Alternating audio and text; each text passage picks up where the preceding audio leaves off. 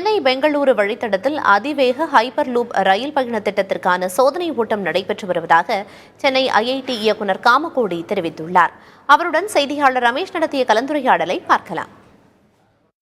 Start up நிறுவனங்கள் குறித்த ஒரு கண்காட்சி ஐஐடியில் நடைபெற்று வருது. ஐஐடி இயக்குநர் காமகோடியிடம் கேட்கலாம். சார், இப்ப என்ன புதுசா இருக்கு சார்? ஏற்கனவே நிறைய ஸ்டார்ட் அப் நிறுவனங்கள் வந்துருச்சு, இதுல என்ன புதுசா இருக்கு சார்? ஒவ்வொன்றும் புதுமை தான். நீங்க போய் ஒரு ஸ்டால பாத்தீங்கன்னா சுக்கூன் அந்த ஸ்டால்ல அவங்க இன்னைக்கு ஒரு ஷர்ட்டை போட்டுக்கலாம், அது உள்ளுக்குள்ள குழுக்குள்ளுன்னு இருக்கும்.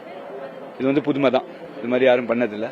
அடுத்தது நீங்க பிரில்லட் மேக்கர், அவங்க பைலட்ஸ் வச்சு நிறைய பெரிய நல்ல ப்ராடக்ட்ஸ் கொண்டு வராங்க. அவங்க இது மாதிரி வாட்டர் ஜெட், இது உலகத்திலேயே முதல் முறையாக இந்த மாதிரி ஒரு பேட்டன்ட் ஸ்லரி ஃப்ரீடிங் சிஸ்டம் பாத்தீங்கன்னா அந்த கட்டானா அது ஹை ஸ்பீட் வாட்டர் வச்சு கட் பண்ணுறது அது பண்ணிருக்காங்க.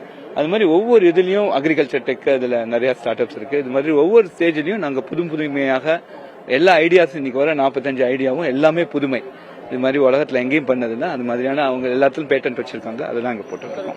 ஈசிஆர்ல இந்த ஹைப்பர் லூப், அதாவது அதிவேக அந்த ரயில் பயணம் தானே பெங்களூரு டு சென்னைக்கு பிளான் பண்றாங்க. அதற்கான பணிகள் எந்த அளவுக்கு நடைபெற்று? இல்ல, நாங்க இப்ப முதல்ல ஹைப்பர் லூப் டெஸ்ட் ட்ராக் பண்ணிருக்கோம். 422 மீட்டர், 482 மீட்டர் நினைக்கிறேன். அது எங்க தையூர் கேம்பஸ்ல இருக்கு. ஃபுல் ஸ்பீட் அதுக்குள்ள போய் இப்ப டெஸ்ட் பண்ணலாம். இப்ப அது ஒரு பெரிய டெஸ்ட் பெட்டா இருக்கும். அது இப்ப அது ஒரு லைன் லே பண்ணியாச்சு. இப்ப ஃபர்ஸ்ட் இன்டர்நேஷனல் கான்ஃபரன்ஸ் இங்க நடத்தப்படும். எத்தனை கிலோமீட்டர் வேகத்துல சார் போகும் அந்த டெஸ்ட்? அதுக்குள்ள நீங்க டிபெண்ட்ஸ், நீங்க அந்த ரயில்லே வச்சு போனீங்கன்னா அது கிட்டத்தட்ட 350 கிலோமீட்டர் வேகத்துல போகலாம். லெவிடேஷன், அது மேக்னட்டிசம் வச்சு போட்டா கிட்டத்தட்ட 600 கிலோமீட்டர் மட்டும் போகலாம். ஈவன் 500 கிலோமீட்டர் போனாலே பெரிய நமக்கு. ஒரு டெக்னீஷியன் ஒரு டெக் எக்ஸ்போர்ட் என்ன சொல்றாருன்னா, அதாவது இன்னைக்கு ஏஐ கத்துக்குங்க, இல்லன்னா அவ்வளவுதான், டெக்னாலஜி ஏஐ நோக்கி ரொம்ப போயிருச்சு. இல்ல, இப்ப இன்னும் மொபைல் போன் இல்லாம நிறைய பேர் சுகமாக வாழ்ந்துட்டு இருக்காங்க. வாழ்வாதாரத்துக்கு ஏஐ இருந்தாதான் வாழ முடியும்லாம் கிடையாது. அந்த மாதிரியான ஸ்டேஜஸ் ஸ்கோப் எந்த அளவுக்கு இருக்கு சார்? ஏஐக்கான ஸ்கோப் நிறைய இருக்கு. ஏன்னா நிறைய பேர் ஏஐனால பெனிஃபிட் ஆறாங்க.